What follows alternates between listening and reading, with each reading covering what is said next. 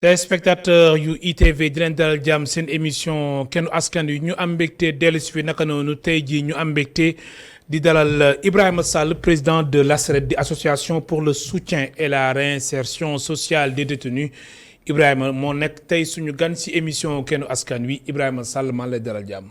waaw El Hadj Malick Cissé maa ngi lay fay yow suma xarit bu yàgg nga maa ngi lay fay di nuyu waa kër gi yëpp. dëgg la di jiital ci nuyoo bi suma grand muy Boubacar Diallo. oui Boubacar Diallo def nañu lu bëri Tëngéej. mu nekk vraiment nit ku baax nekk référence si ñun. ma koy nuyu di nuyu bépp journaliste. di nuyu bépp acteur boo xam ne yaa ngi liggéey justice maa ngi lay nuyu. di nuyu waa administration pénitentiaire di jiital ci nuyoo bi le colonel. Jean-Bertrand Bocandé directeur de l'administration pénitentiaire IRAP bu Dakar agent yi contrôleurs yi maa ngi leen di nuyu bu baax di nuyu waa ASRED bi nga xam ne moom laa jiite. alors ñu fas yéene waxtaanee lépp lu jëm ci wàllum yoon dañ koy tàmbali ak tamit li nga xamante ni moom moo di camp pénal Guy Marius Sagna moom dafa nii dafa amoon grève de la faim yow mi nga xamante ni lépp lu jëm ci wàllum prison yi dañ koy bàyyi xel bu baax a baax ndax yaa jiite ASRED. xibaar boobu xamante ni administration pénitentiaire après si mujjantal ki weddi nañ ko lan moo si am dëggantaan. waaw loolu baax na trop ñu leeral ko parce que caractère prison yi dafa sensible trop le caractère des prisons surtout contexte bi mu nekk contexte bu difficile pour les détenus ak agents yi nga xam ne ñoom ñoo leen di garder donc mu laaj dal bu bëree dëgg la li ñuy wax grève de la faim. amoon na prison camp pénal mais secteur ba mu amoon mooy détenus yi nga xam ne ñoom la ñuy tuumal wàllum terrorisme. ñu toll si juróom-ñett ñu si bëri si ñoom nekk ay étranger benn nit rek moo si doon sénégalais ñoom ñoo doon def grève de la faim muy secteur bi nga xam ne boo nit ñi ñu ngi ko gën a xam si secteur bi ñuy woowee secteur bi ñuy jent terroriste yi ma fay nuyu de passage Amdi Moustapha Bari maa ngi koy nuyu ñoom joxaane maa ngi leen di nuyu. ñoom ñoo doon grève man sama bopp en tant que président de l'ASRED soloon naa suma dàll dem ba ci kaso bi seeti leen waxtaan ak ñoom massawu leen dalal seen xel loolu bi mu amee procureur de la République Serigne Bassirou Gueye ba mu ko yëgee mu toq ci mbiram moom ba mu yeewoo dem na ba si prison bi ànd ak directeur administration pénitentiaire le colonel Jean-Bertrand Bocandé dem ba si biir prison bi waxtaan ak détenu yooyu nga xam ne ñoom ñoo doon grève procureur wax leen ne si weeru avril si diir bu néew dinañu taxawal seen procès atte leen ndax ñoom loolu rek lañ doon sàkku du dañu amoon jafe-jafe ak garde yi mais ñu atte leen la ñu wax te télé laa toog di wax te ñoom ñi ngi seetaan te am naa respect si ñoom rus naa wax ci télé bi loo xam ne suba détenu yi dañu ma koy jéppee kon Ibrahima Sall ñoom joxaane grève yi ñoom la soxaloon waaw mooy secteur u terrorisme nekk ca camp pénal secteur u terrorisme waaw ñoom la grève bi soxaloon waaw alors jamono ji dañuy tàmbali ak communiqué bi nga xamante ni police génne na ko fan yi ndax manifestation yu juróom-ñett fan ci weeru février coow li bëri na ñu ne ñu si jot a jàpp police dañ leen doon xoqatal di leen torturer police génne communiqué di weddi lu ni mel teg si aussi di dànkaafu alors yow mi nga xamante ni aussi comme ni ma ko junjee woon sànq wàllum kaso xam nga nekkin bi ndax jaar nga fa te tamit yaa ngi bàyyi xel bu baax a baax li nga xamante ni moom moo di détenu yi alors situation bi lan la ay torture day am wala lan moo xew. waaw xam nga mbirum torture moom yàgg nañu ko nemmeeku. ci bërëb yi nga xam ne foofu la ñuy jent doomu aadama yi xam nga Sénégal damay wax ne am na 220 lieux de privatisation et de liberté. mooy ay bërëb yoo xam ne et de liberté. moom la ñuy wax ay bërëb yoo xam ne yu mel ni kaso yi. commissariat yi hôpital psychiatrique yi xam nga bu ñuy wax rek nit ñi dañuy defe ne commissariat wu police la wala gendarmerie mais hôpital psychiatrique yi fi ñuy jente ñi seen xel naqari dañ leen boole ci lim bi looloo ko def 220 sans compter yu armée tamit am na parce que am na soldats yoo xam ne bu ñu juumee dañ leen di tëj kaso si biir camp wu militaire yi donc yooyu yëpp bu ñu ko boolee ci lim bi moom mooy def 220 mais cas wu torture kenn mënul taxaw ne Sénégal vraiment amul am na loolu moom vraiment kenn mënu mais quand même police si seen communiqué dañu wax ni lépp li nga xamante ni ñoom jot nañ ko def loolu si lépp lu jëm ci wàllum convention des Nations Unies jëm ci wàllum torture la maanaam lépp lu ñu jot a def yoon may na leen ko. waaw xam nga yoon tamit bu ko mayee damay fàttali ne Sénégal. maanaam police dafa bëgg wax ni fu ñu yóbbu affaire bi àggul foofu. waaw maanaam fekkee aussi am na si ñoo xamante ni waaw xam nga foofu dooguma la xam nga communiqué bi dafa war a leer nañ. oui communiqué bi bu ñu ko liiree dafa mel dafa am ñu mu ciblé communiqué bi. dafa am ñu mu ciblé. waaw dafa mel dafa am communiqué bi aussi dafay leer communiqué bi day def allusion. oui ak xale yi nga xam ne dañu ne xale yi Ousmane Sonko lañ ñu jàppaleen ci manifestation bi communiqué bi il faut que ñu mën a décortiquer le contenu wu message yi communiqué bi ci ñooñu lay wax. si ñooñu lay wax waaw parce que mais communiqué bi maanaam ñun jàppoon rek si manifestation. waaw ñi ñu jàppoon ci manifestation yi. xam nga seeni ñooñ dañu génn ne ñooñu dañ leen doon torturer dañ leen doon xoxatal mais xam nga nit di nga toll niveau boo xam ne sa liggéey waratoo wax lu ñu lay xeebe. man xam nga demagum dinaa fa dem seeti ji leen Cap Manuel.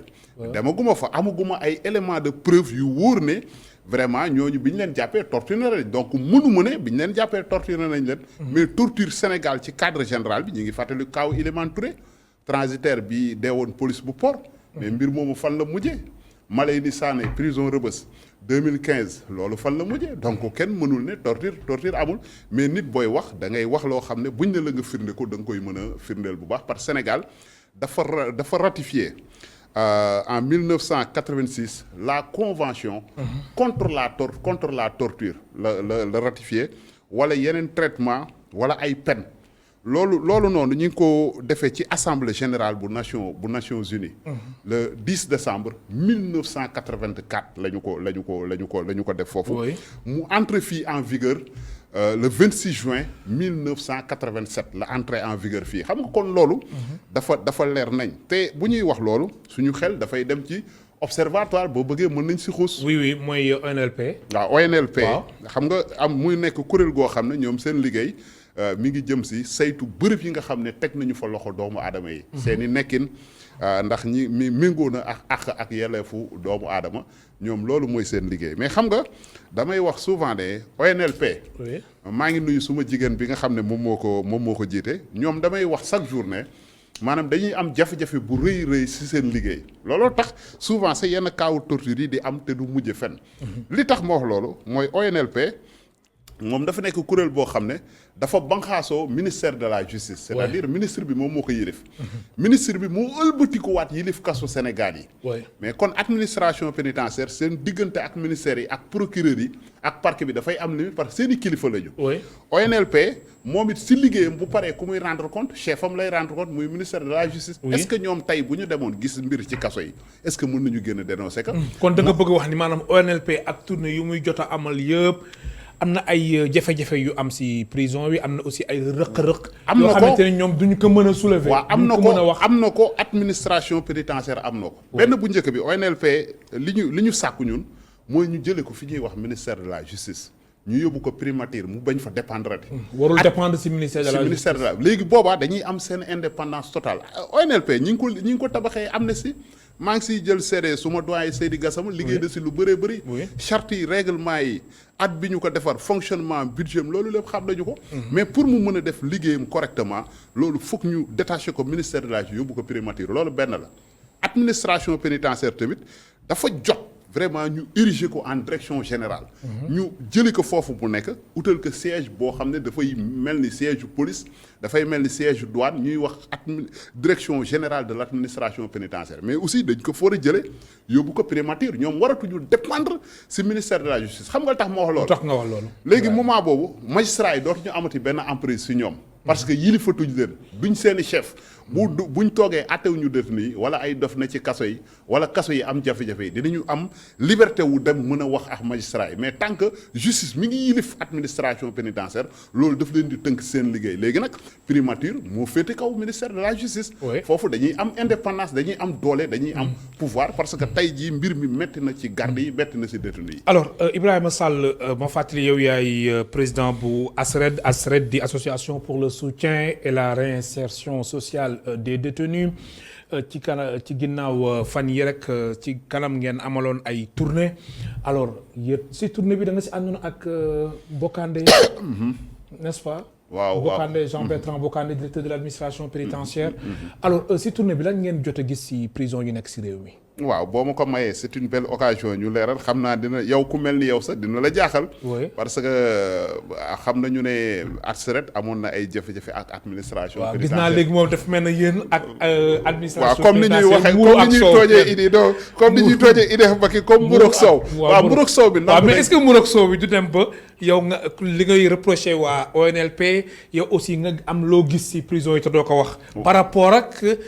Ibrahima Sall bu ñu xamoon presque grève su daan am ci prison yi Ibrahima Sall moo ko doon wax Ibrahima Sall bu ñu xamoon su amee ku ñàkk bakkanam ci prison yi su waa administration yi pénitentiaire génnee communiqué moom aussi dana wax alors Ibrahima Sall ak engagement bi nga amoon est-ce que tamit mburu ak soow bi taxul ba engagement bi wàññeeku bu baax. waaw xam nga bu dee da ngeen tuuma tey ne mburoog soow moom man dama ko assumer. man d'abord assumer naa suma relation ak le directeur de l'administration ma amitié. ak moom assumer naa ko. assumer naa ko fii assumer naa ko devant les médias loolu nekkul lu may nëbb. suma relation ak les autorités judiciaires assumer naa ko suma xaritoo ak ñenn ñi ci nguur gi. assumer naa loolu noonu man je l'assume donc dafa baax aussi nga may ma leeral. mais dañ la woo pour ngeen am relation su ko defee nga bañ a génne yenn mbóot yi wala lan. déedéet xam nga boo et puis même sax Ibrahima yow ni nga doon dénoncer léegi defatoo noonu de. waaw léegi xam nga wàññi nga de. waaw xam nga boo ma mayee. bu nit ki da nga koy may mu leeral. xam nga man maa waxal sama bopp ma ne. ARCERET amoon na jafe-jafe man loolu soo ko waxul woon sax man ma wax la ko. yow xam nga ko ndax man yàgg naa la topp. waaw ndax yow yàgg nga ma topp yow si ñi ma daan njëkk a invité si nga bokk kóllëre googu moo waral ma ñëw fii tey xam nga tey ñun ak administration diggante bi ñàgg sonn na ba maanaam fu ñu aw ñun duñ fa aw diggante bi ñàgg sonn na ba ñun prison yi doon ñu foon teg suñu tànk diggante bi ñàgg sonn na ba administration pénitentiaire porté na ma plainte si atu 2018 ñu jàpp ma section de recherche ne man xibaar yi may wax ci kaso yi amul firnde dara wérul damay taal kaso yi. loolu bi mu amee man mii dama am jàngat boo xam ne dama ko ci def jàngat bu rëy. ba pare def introspection. waaw jàngat mbir bu amee da ngay def jàngat. da ngay nangu it sa erreur. parce que boobu am na détenu yu nekkoon prison Diourbel yu ma woowoon téléphone ñu ne ma dafa am ay détenu yuy grève de la faim. ma dem wax ko benn télé ci télé yi. bi ma ko waxee ndeke information boobu nekkul woon information bu wér. ma am si gàcce am si kersa ma nangu aussi sama part de responsabilité. jàngat bi ma ci am mooy wax naa ko détenu yi dans toutes les prisons nekkatul ne da nga may woo nga ne ma détenu dee na wala détenu grève na wala nii rek ma dem ci média bi wax ko dama koy vérifier. man su fekkee ne vérifier naa ko ba mu leer nañ mais administration pénitentiaire daggaluñ ma salaire.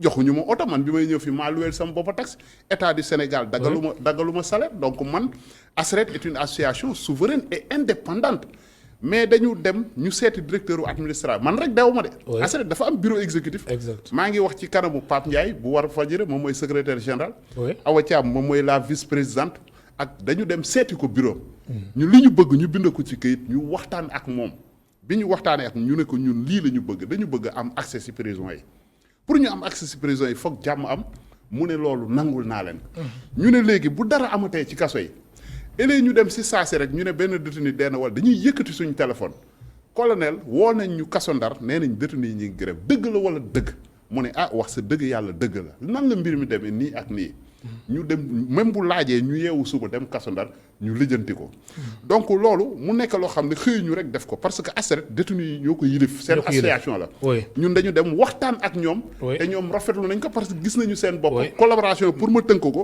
c'est au nom des intérêts supérieurs de l'administration parce que vision bi colonel Bokandé am ses prédécesseurs amuñu ko woon tey jii ARCERET gagné na si administration pénitentiaire gagné na si détenu yi ma jox la benn exemple le détenu Pape Ndiaye ku ko xamul Sénégal mais Pape Ndiaye grâce à cette collaboration entre ARCERET ak administration pénitentiaire lañ ko libéré mi ngi Tëngéej télé laay wax mi ngi yor poulailler mi ngi tabax néegam jàppale nañu ko. grâce présidentielle moom ñaata at la jotoon def sax. waa tëdd na 23 ans. 23 ans oui. bàyyi nañ ko te loolu ñun ñoo dem ci directeur administration pénitentiaire sàkku ñu bàyyi ko mën naa fi joxe liste détenu Ndiogou Bey ñëpp xam nañ ko camp pénal ñi ngi seetaan. tëdd na 15 ans ñun ñoo dem gis directeur administration pénitentiaire ak yeneen détenu ñoo xam ne ñii gracier nañ leen ñii libéré nañ leen libération sous conditionnelle. mu jëm si wàllum longue détention yeeg yooyu yëpp ay jéego. longue détention dañuy dem di waxtaan ak procureur dañuy dem di waxtaan ak juge yi maanaam mbir bi même bu ñu àndee ak mburoog soow comme ni nga koy waxee li si ëpp solo mooy ñi caabi féete ginnaaw nañu si gis seen bopp. nañu si gis waaw parce que dama may ma rek. ñun dañ dem Ibrahima xam nga lan moom ma waaw may ma rek ma tënk ko. oui télé laa toog di wax xam nga da nga ne tournée. oui man de tournée laa toog dem naa kaso Ndar dem naa Dagana mais kaso bu ma dugg man pour ma génne kaso bi sax dañuy yokk sécurité parce que détenu yi dañuy tàccu di yuuxu ànd ak mbég goo xam ne. kon ñooñu rafetlu nañ collaboration bi. c'est-à-dire collaboration bi su demee ba yow yenn information yi doo ko joxe su demee ba collaboration bi su amee yenn information bi wala nga koy yéex a. li ma la jox sànq du information. pourtant mënoon naa démentir ne grève amul camp pénal mënoon naa ko. waaw li ma la jox du information. non dama la laaj. non moom laa la bëgg. déedéet da nga ma laaj. c'est-à-dire li ma la wax ndax information la wala déet. c'est-à-dire Ibrahima foog ñu dégloonte c'est-à-dire xam nga soo gisee ma lay wax loolu mbir mi ba mu ne bërëb. am lan moo tax génnoo nga indi ay leeral soit nga ni grève am na wala grève amul. waaw sawar naa loolu si tontu. xam nga tontu naa la ma ne la. ñoom bi ñu grévé dañu ma woo téléphone ñoom grévistes yi. ñu ne dañu bëgg nga ñëw fi ñoom ñoo wax lool man ma demandé autorisation dem seeti ji leen xam nga bu ma leen seetee ma waxtaan ak ñoom ma ne leen man li ma mën mooy ma dem ci kilifa yi wax ak ñoom. ba ma solee sama daal dem ci kilifa gi wax ak moom mu dem wax ak procureur ak ministre de la justice mais le lendemain procureur ñëw na fa. seen problème réglé wu nañ ñoom woo nañ ma tey 2h30 ñu ne ma kontaan nañu donc où en est le problème. loolu leer la tey 2h30. waaw 2h30 ne ma ñoom kontaan nañu par procureur. kon daal jàmm dellusiwaat na fa jàmm dellusiwaat na. télé laa toog di wax mënuma créer. procureur mais ba tey Ibrahima c'est-à-dire man sa engagement dem moo tax may wax. lan nga tuddee mais engagement boobu moo ma indi fii. non mais waa je sais. déedéet engagement boobu moo ma indi waat sa Ibrahima man ak yow xamante nañu. waaw c'est-à-dire soo gisee ma lay wax loolu dama la bëgg wax ni la maanaam. mbir mi nu nga si àndaloon ak kii c'est vrai nga ni da nga toog nga def introspection nangam sangam alors loolu est-ce que ba tey teewul yow lépp lu xew si kaso bi mën nga ko jébbal askan bi. waaw léegi ma nettali la léegi xam nga administration pénitentiaire bi nangu man ni ma radicale. oui muy dugg ba ci biir prison yi ba si biir néegu détenu yi loolu c'est une responsabilité de. xam nga ne directeur administration pénitentiaire même bi ñuy collaborer ay nit dañ dem si moom. ñu ne que yaa ngi jël danger bu rëy. booy bi ngay collaborer nii daf lay wor te lu mu xam si kaso yi daf koy wax. loolu lañ ko njëkk a wax man it. ay nit ñu ne ma bul dem foofu bul collaborer. parce que moom dafa jël risque bu rëy. ci jël responsabilité am. mais mbir mi li si ëpp solo mooy maanaam ñi caabi féete ginnaaw. ñuy gis image yi. waaw ñi caabi féete fii prison kii la woon Louga. booy lii lu leer nañ la détenu yi ñoo ko bay. gerte la dañu ko bay maa ngi. même Bambey aussi demoo ngeen fa. Bambey demoon nañ fa di nuyu de passage leer naa jëy mu def fa mbay mu am solo bay fa gerte bay fa ñebbe fii nii mooy bi ñuy installé boulangerie de réinsertion sociale bi Koutal.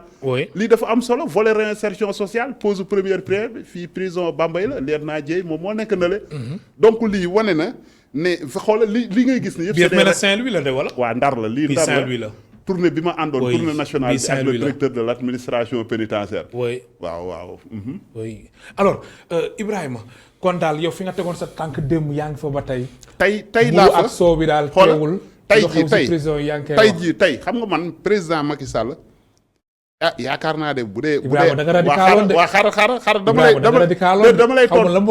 dama lay tontu rek xam naa ne bu dee am na it bëriwul association bu mel ni ASRED njiitu réew bi nga xam ne mooy institution bi gën a kawe ñu xibaar ko ci liggéey bi ba mu bind ñaari lettre yoo xam ne boo bëggee ma envoyé la ko nga wane ko mu félicité ñu te demandé wu ma ko dara su ma ne ko woon may ma oto defal ma lii mu defal mais cherché wu ma sax rencontré ko cherché wu ma demandé ko dara parce que man mii di wax ak yow ancien détenu laa woon ñu jël ma tëj ma prison Rebeuss délit recel bàyyi ma bi ma amee 6 mois ñu fàtte ma fa ba ma am 2 ans 10 jours samay mbokk seen moyen demeewul woon noonu aw ma woon ay visite mu souffrir ci prison bi te loolu moo la poussé aussi nga créé ASRED kon ba asamaan di laal suuf yàlla rek moo ma tiim ba asamaan di laal suuf man damay wax ne lii mooy sama nattu parce que yàlla dafa ne ci alxuraan fa inna ma al usri yusran inna ma al usri yusran fa man yaxmal misxala zaratin xayran yaraxu cheyran yaraxu mais kasu man fa laa jànge alxuraan fa laa xamee suma bopp borom fa laa doonee li ma doon tey jii tey détenu yi à travers man dañuy am yaakaar dañuy gis seen bopp maanaam mbir mi li ëpp solo mooy bu ñu naxante man bu ma leen nax mais bu ñu ma nax ma jox la misaal am na benn émission bu may def Walf Fadjri am na jasneer boo xam ne boo ko xaymaa ci xaalis day dem ay 150 000 détenus camp pénal yi ñu yëkkati xaalis ñoom ñoo cotisé waaw cotisé ñaw ko jox ma ko ma sol ko kon loolu tontu bi loolu tontu na ni. oui kon te camp pénal mooy kaso bi gën a rëy. mooy quartier général prison yi moom Rebeuss ak Thiès. boo demee Thiès am na détenu yoo xam ne lu ëpp samay solu ay dàll ay yére ay parfum ñoo koy yónnee ñu indil ma ko Tëngéej. loolu xeetu encouragé ma ci li may def la. kaso bu ma dugg sama yére dafay xotteeku am na kaso Ndar ba ma fa demee détenu yi dañ doon jooy man ak directeur bi ñoo àndoon ak une forte délégation donc kon c'est-à-dire tey la ASRED gën a am doole ci prison yi. tey da ASRED gën a taxaw pour jàppale leen mais maanaam dañu soppi doxalin. soppi doxalin bi mooy lu am rek dañu koy waxtaane saafara am ci. alors image yu kaso yi.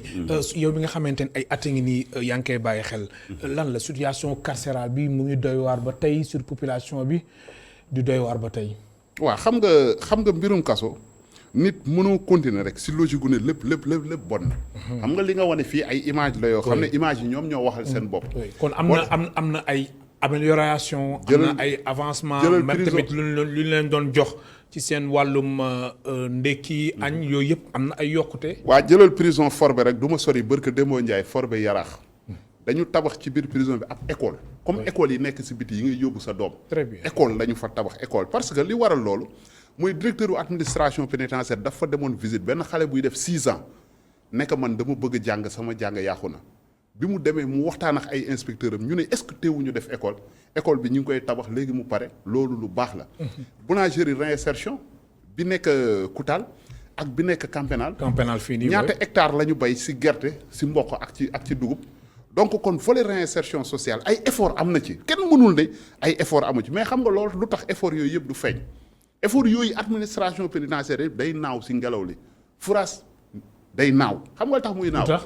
parce que benn. kasu Sénégal yi dañu màgget. nous avons une fortification de l'administration coloniale transformée en prison ça c'est un. oui. déficit de personnel. surveillant de prison yi conditions yi ñuy liggéeyee dafa metti dans des conditions très précaires te seen lim bëriwul loolu deux la.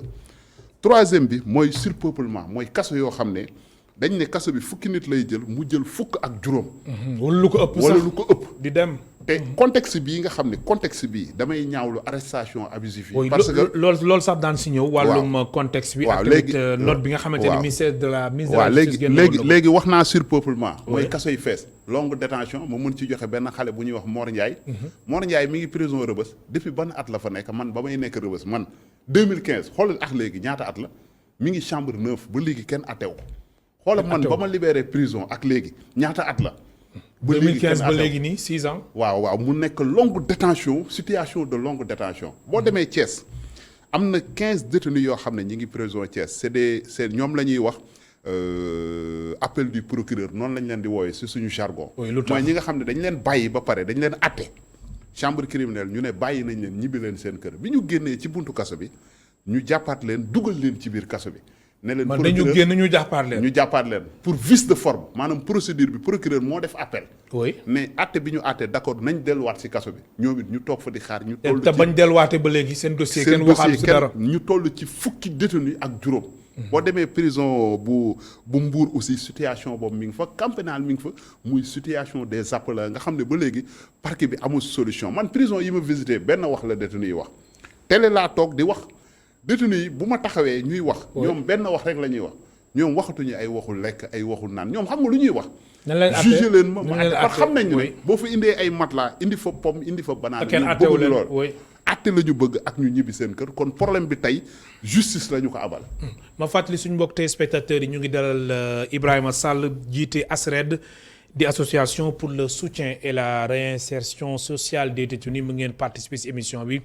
soo wootee si 88 628 74 74 88 628 74 alors Ibrahima gis nañu aussi kaso yi ak Covid bi teewul kaso yi ñu ngi dugal nit ñi am na ñuy dugg kaso ba tey ba loolu sax tax ba ministre de la justice génne woon communiqué di ñaax procureur yi vraiment pour tamit lépp lu jëm ci wàllu mandat de dépôt yi ñu saytuwaat ko bu baax a baax alors est-ce que jotul aussi ñu indi réforme jëm ci wàllu mandat de dépôt yi xool tamit yeneen alternative xam nga yéen journalistes yi c'est dommage que des fois dafa mel ni yéen dañu yëpp activistes yi rek mais yéen luy taal dëkk bi rek si ngeen di dox. moom ngeen bëgg effectivement yee fitna. bul wax loolu yow tey boo taxawee bëgg mu tuumal yenn tuumal yi bëgg wax yenn wax yi man dafa may jaaxal par xàmmeetuma la. comme lan taxawal rek. yow tey nee nga ministre bi génn na communiqué mu wax. ah yow journaliste nga t'appelles sa portable avant ministre bi ñun tey la ñu wax tey. oui la RFM. def naa fa sorti Walfadjri ak Sen TV. ma ñaawlu si mbas mi les mandats de dépôt systématique parce que soxlawuñu loolu. ma ne procureur yi nañu. mais léegi yow laaj bi ma la laaj lan moo tax nga bëgg wax ni. dañ bëgg dugal xam nga Ibrahima. yow yaa jiite ASRED. déedéet waaw may ma tontu. waaw moo tax ñu woo la sëñ Cissé. waaw may ma rek ma tontu.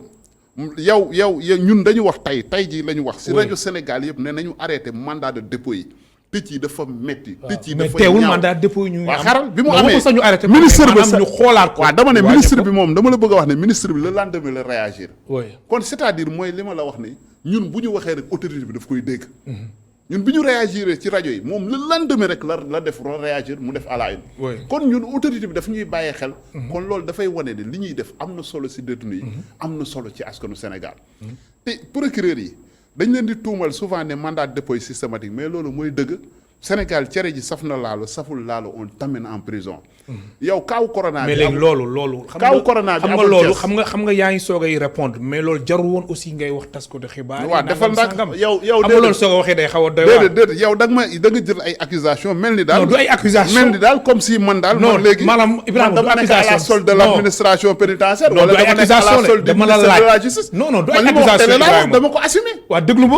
waaw du ay accusation dama la laaj te da nga war a tontu. wala yéen da ngeen bëgg kaso yi di tàkk. non kenn waxu la loolu dama la laaj question Ibrahima pour nga tontu mais loolu jarul nga fi wax ay taskatu xibaar yi lii ak lii Ibrahima yow tamit. aywa bismillah ñu avancé. voilà. sëñ mais jaru ko. léegi dama la laaj mais da ngay tontu. Cissé ñu avancé rek tontu naa.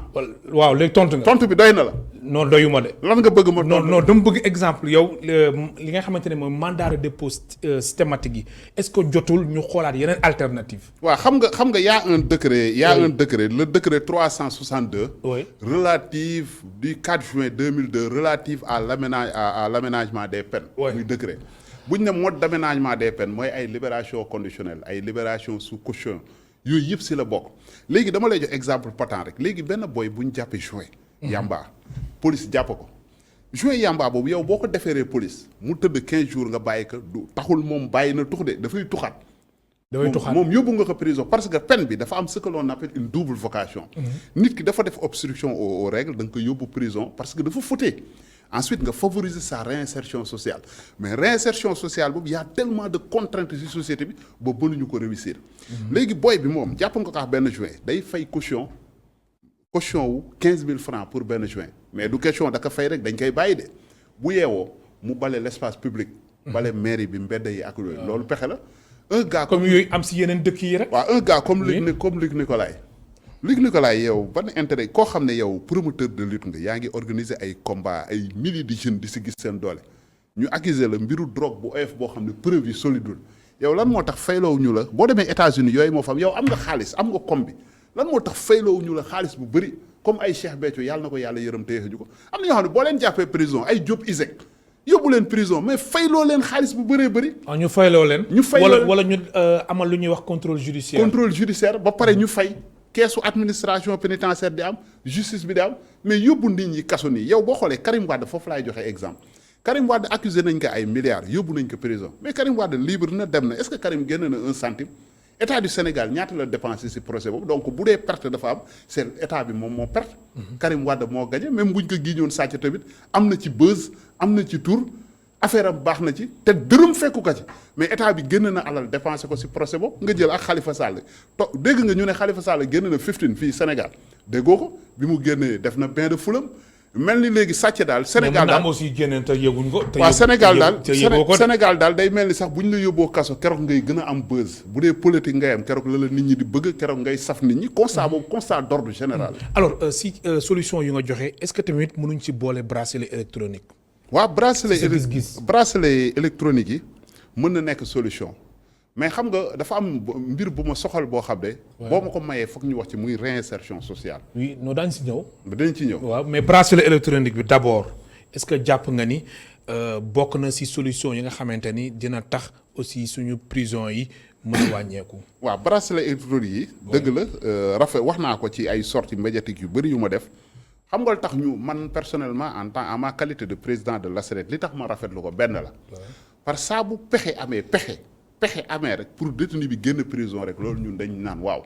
te xam nga bracelet électronique pexe la pour détenu bi retrouver liberté am kon loolu mënoo ne dafa bon mais liñ ci bañ di ko dénoncer mooy mu bañ a nekk bracelet électronique yoo xam dañ naan ñi am ndey la ñu koy takkal ñi bokk ci gouvernement bi lañ koy takkal li détenu politique lañ koy takkal détenu doomu Kumba doomu Maram doomu Ibrahima Sall du si takk parce que amul pouvoir ñun loolu lañ si dénoncé. mais fekkee dañu jël détenu yëpp ñu yemale leen si vraiment dafay nekk une très bonne chose parce que loolu solution la pour désengorger les prisons parce que loolu damay fàttali ne bracelet électronique boobu toujours ci responsabilité administration pénitentiaire ngay def. bu ñu la ko takkalee du caaginu yaa moom sa bopp de. yow détenu nga toujours. ci responsabilité administration pénitentiaire nga ne moo tax ñoom ñi ngi defal seeni agent formation ci wàll boobu pour ñu mën a contrôler loolu à distance. nga xam ne bu ñu la ko takkalee tey boo violé woon benn xale yow violeur bi boo génnee prison. boo jubalee foofu boo jegee kër gi dafay sonné. alors ñu xam ko alors bracelet électronique yàgg nañ ko wax est-ce que ak tamit ministre bi moom si mujjee wax ci assemblée nationale yaakaar nga ni peut-être fii rek balaa yàgg mbir mi dina sotti wala. waaw ministre bi décembre la waxoon. moom ñi ngi koy xaar ba léegi nii dinañ ko ci relancer courrier officiel parce que bi ñu jógee discours am bu mujj. moom dane woon dina am benn loo boo xam ne dinañ ko génne décembre bi ñu génne.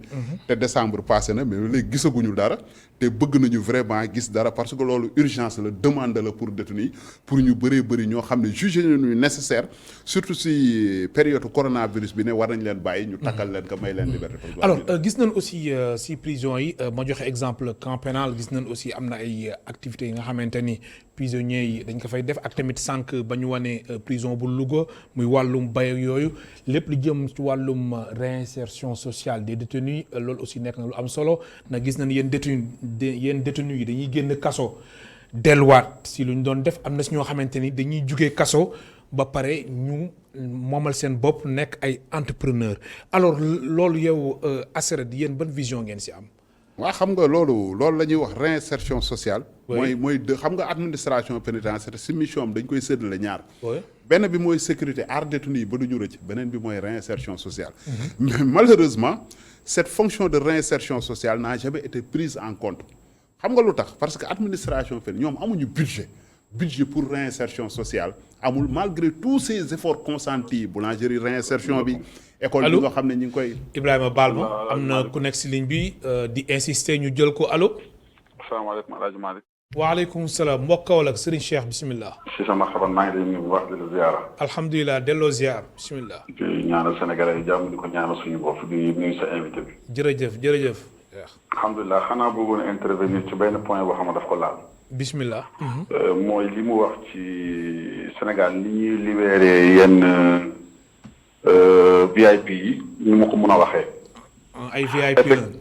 waaw effectivement solution bi mu joxe boo xoolee tey Europe Amérique réew yi nga xam ne dañu développé yépp système boobu lañu jël maanaam bu ñu jàppee tey benn kilifa boo xam ne dafa laal ci nguur gi wala mu nekk koo xam ne homme d'affaires la. wala mu nekk opérateur économique koo xam ne ponkal la am na lu ñu koy jiiñ maanaam immédiatement dañuy proposer ay avocats comme ça ñu génnee somme bu am doole.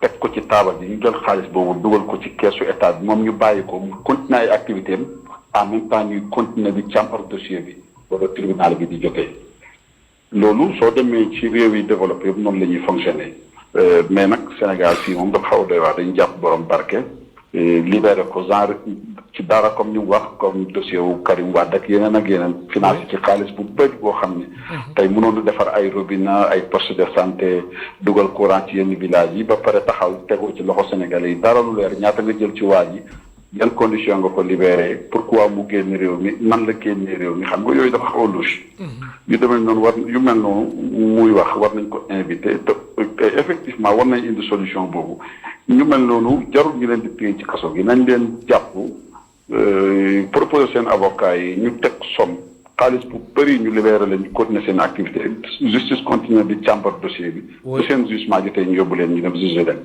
deuxième intervention bi dafa jëm ci doomu aadama yi nga xam ne ay sénégalais lañ dëkk ci réew mi ñi nga xam ne noonu la ñuy violer seeni droit xam nga tribunal ñi fay dem ñëpp nekkuñu ay coupable am na ñoo xam ne innocent lañu kaso ñi fa tëdd ñëpp duñu ay coupable am na ñoo xam ne ay innocent lañu waaye ak lu mun a xew rek sutura dafa baax man Sénégal rek laa gis tey ñu ramassé benn waaye ci mbedd mi wala ñu jàpp ko wala yóbbu ko tribunal nga ñëw teg ko ci grille bi ci entrée bi ku dugg ci police bi di toppatoo carte wala leneen rek da ngay xam ne diw mi dañ ko jàpp mii nii ci grille bi bu génnee tribunal ñu koy yóbbu kaso oto bi ñu koy dugal comme romb nga xàmmee ko loolu war nañ ci xalaataat bu baax xam ne doomu aadama dañ ko war a suturaal te nekkut ne ku def rek ñu jàpp ko di ko yóbbu loolu jikkoom la am na ñoo xam ne ay innocent lañ am na ñoo xam ne loolu nattu la ci ñoom ñu defaraat entourage boobu fi ñuy dugal ñi nga xam ne ñoom lañ jàpp mu nekk sutura boo xam ne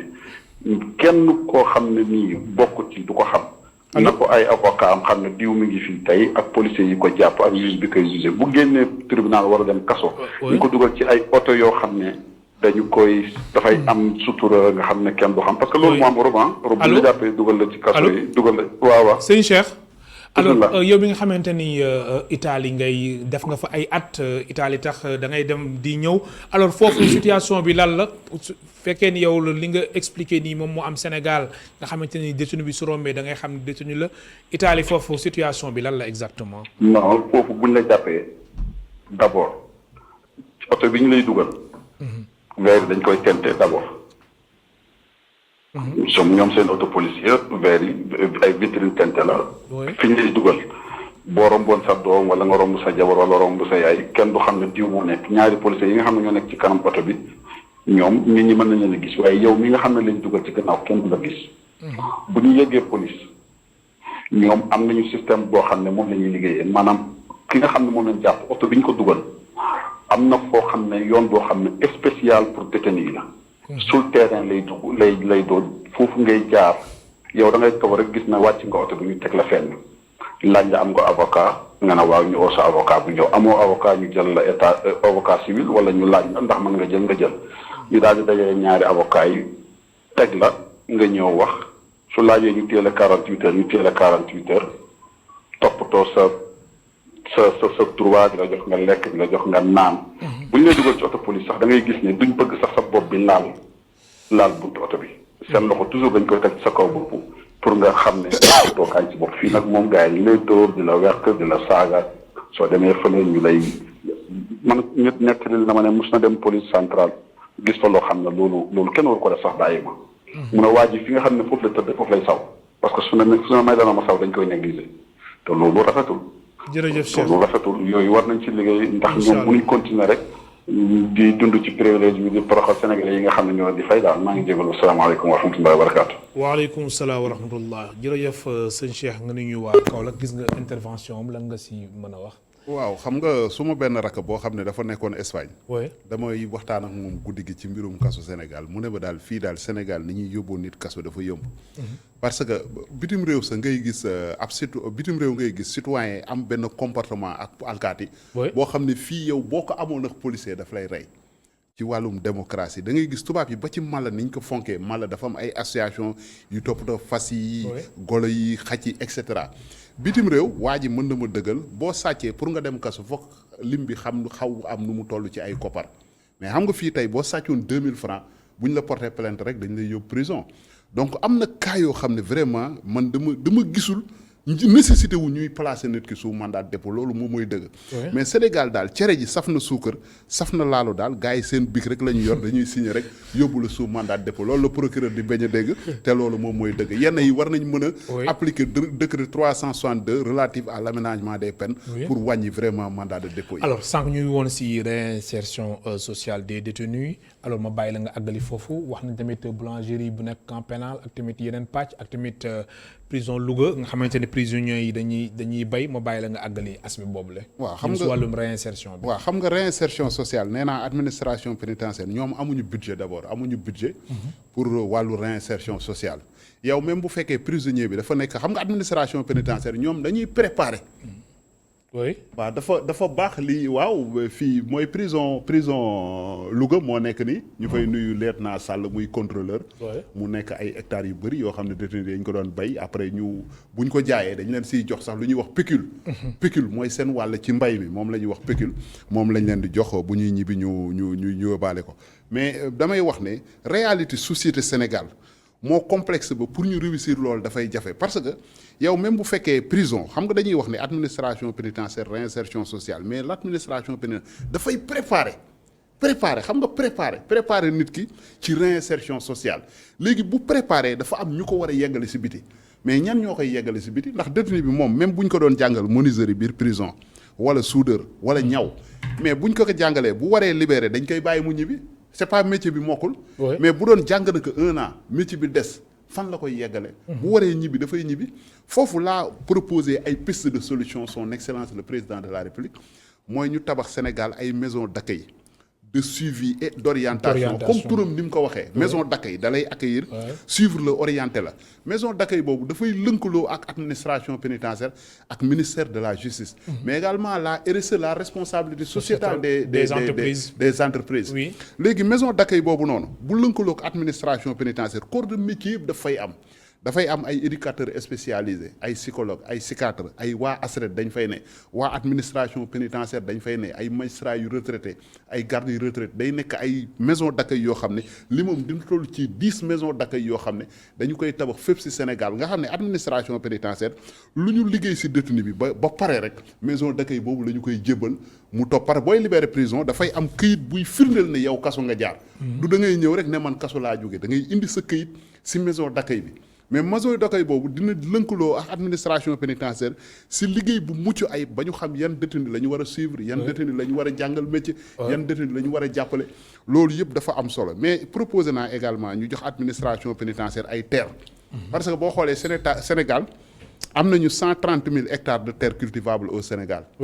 mais administration pénitentiaire dañu ko war a jox ay suuf yu doy jox ko ay moyens nga xam ne mbay moomu buñ ko bayee ba pare moo taxoon man sama projet bi nga xam ne bind nañ ko jox ko ministre de la justice ak président de la république dañu leen xelal ne dañuy proposer ñu def campagne challenge agricole DAP mooy maanaam foo dem dafay am IRAP bu Dakar moom la ñuy wax inspecteur régional de l' administration pénitentiaire mooy kiilif juróom-ñetti kaso yi Dakar yi kooku la ñuy wax IRAP muy inspecteur Mbaye Sarr boo demee Kaolack Agnès moo fa nekkoon mais Agnès ñi ngi koy féliciter de passage léegi moom la ñu tabb def ko directeuru administration pénitentiaire bi ne Sébi Xotaan moom la ñu inspecteur 6 moo fa nekkoon mais moom la ñu tabb te loolu décret présidentiel moo koy fal ñi ngi koy féliciter vraiment bu baax a baax a baax alors Ibrahima Sall gis nañ li nga xamante ne moom mooy wàllum drogue li nga xamante ne saisiroon nañ ko ca port yow daf mel na da nga si amoon ay information te tamit ba mbir mi amee am na loo si waxoon waaw alors si diggante bi mbir mi lan moo si bees. xam nga ñun li ñuy def ndeysaan dafa metti lool dafa metti ba tey sax bu ñu jàppoon ku bokk ci nguur gi mu dem kaso dafay mel ni yow amoo droit défendre parce que si nguur gi la bokk mais damay leeral ne ñun ki nekk kaso que ça soit Khalifa Sall Karim Wade Meïssa Diop Codé Diop ñun loolu intéressé wu ñu statut wu nit ki. détenu bi ay noppam ak ay tànkam. kooku loolu moo leen intéressé maanaam ku xës ba dugg prison. rig détenu nga que mu nekk Bougazali que mu nekk Karim Wade que mu nekk doomu gerte jaaykatu gerte caaf bi doomu menuisier bi détenu bi moom moo ñu intéressé loolu dafa baax ñu leeral ko xam nga mbirum coow jib na ci mbirum drogue port ñu jàpp ko biñ ko jàppee dama bëgg Sénégalais yi may seetaan ñu déglu ma bu baax ak xel dañ jël benn nit bu ñuy wax Ibrahima Thiam Toubay dëkk Wakaam ñu ne moom mooy coupable mbir bi yow te Ibrahima Thiam boobu moom dafa mun oto bu fa nekkoon mu boole woon benn nit ak ab transitaire pour oto boobu génne moom mi ngi ko fekk Gàmbi léegi ñu ne coowal drogue jàpp nañu ko jàpp nañu ñëpp yow Ibrahima Thiam yaa ngi drogue yaa ngi Gàmbi ak mbirum drogue ni mu diis Sénégal yow nga indi sa bopp Sénégal jébbal sa bopp juge d'instruction bi parce que nee nga dañu la ci tudd parce que yaa boole diw ak diw pour ñu dédouaner benn oto ndax loolu xel nangu na ko ak mbiru drogue ni ñu ko criminaliser atu kasoom ni mu méttee yow nga dem ba génn territoire Sénégal nga indiwaat sa bopp ci juge bi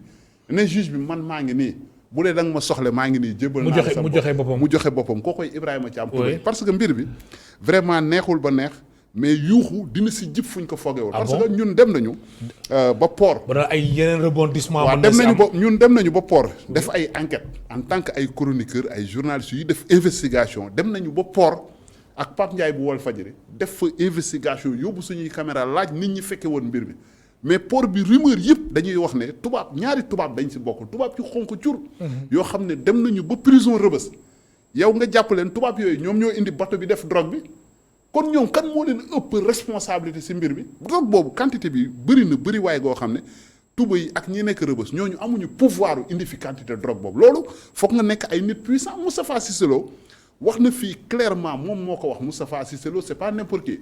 mu ne drogue bi ñuy jëfandikoo ci dëkk bi autorité yi si dëkk bi autorité muy kilifa yu mag yi borom mbagg yi ñoom ñoo koy indi si dëkk bi ak Moustapha Cissé Lo lu tax procureur woowu ko laaj ko nekk wax ñu yan ak yan autorité mbirum drogue ñan lañ ciy dégg ay doomu fils à papa doom parce que du mbiru baadoole. Ibrahima Thiam wakaam la dëgg ñi jàpp rëbës 11 Sénégalais nga téye leen rëbës. placé leen sous mandat de dépôt nga bàyyi ay tubaab yoo xam ne seen benn maam judoowul Sénégal. bàyyi leen te mënoo ko expliquer te mbir mi nag yuuxu dina jib fu ñu ko fagal par 300 millions li may wax dafa am solo. dañ ne 300 millions de francs CFA moom la tubaab yooyu joxe moo tax ñu bàyyi leen rumeur yi ñooy wax loolu ay rumeur ñooy wax ne tubaab yi dañu joxe. 300 millions mais li ngay wax nii amul lenn lu si leer. man assumé naa ko ñun dañ dem def ay. non mais xam nga rumeur nga wax. waaw rumeur. mais leeragul. Ibrahima mais xam nga rumeur rek piste la déjà. non mais Ibrahima defal ndànk xam nga li ngay wax nii. waaw c'est extrêmement grave. c'est lan moo si grave. non c'est-à-dire xam nga li ngay wax nii wóorugu la.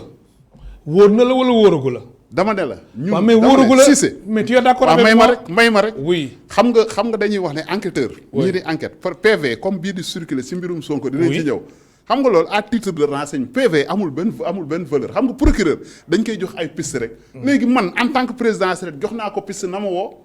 loolu leer na ne da ko jox piste. waaw mais malheureusement nag tubay nañu bàyyi Ibrahima Thiam tubay. bàyyi ko mu ñibbi si njabootam bàyyi ko mu dellu si ay jabaram loolu waa Wakaam dañu war a jug taxaw parce que waruñu nangu ñuy sacrifier. ay Sénégalais dans les prisons mais jug taxaw mooy lan. xam nga jaraafu Wakaam c'est pas n'importe qui. waaw mais jug taxaw xam nga mooy lan xam nga loolu soo ko waxee lan nga si jublu. waaw defal xam nga jug taxaw nit mën nga ko jàppale ci anam bu nekk mais dëkk bi manifestation pacifique li ci dañ koy tere ci dëkk bi dañuy tere nit ñi ñu takk morceau yu xonk toj loo ñu nit ñi oto jàmbur tàlloo ñu nit ñi pënë ndax dañuy tere. waaw loolu laa bëggoon dégg mu leer ndax dañ koy tere ci dëkk loolu laa bëggoon ndax dañ koy tere non dama la laaj ndax dañuy tere manifestation pacifique nga wax loolu mën naa ko dégg jaraaf bu Wakaam wax na si jaraaf yu sugay wax na ko nee na moom moo Ibrahima Thiam Toubé ñoo dëkk dénoncé na ko wax na ko ci presse bi def na si conférence de presse et que jaraaf Youssou Gueye mooy c'est pas n'importe qui mais am na ay kilifa yoo xam ne sax dañuy wax ne est-ce que seeni rakk bokk ñu si mbir mi ñu génne leen ci affaire bi Ibrahima man lay procureur moom xam na leen ci dossier bi na bàyyi Ibrahima Thiam Toubé mu dem yoonam man lay gërëm baax di la sant malheureusement simili yi jeex na di la gërëm baax di la sant Ibrahima mais mbirum Sonko mënuñu ci woon àddu waaw mais xam naa ni beneen yoon rek yoon yamul si benn ndax ñu may signaler ni que ni waxtu bi jeex na di la gërëm baax di la sant mu nekkoon Ibrahima Sall jiite ASRED di association pour le soutien et la réinsertion sociale des détenus moo nekkoon tey suñu gan si émission Kenu Askan Wi mbokk tey spectateurs yi amul seen fay ba suba incha allah ñeenti waxtu.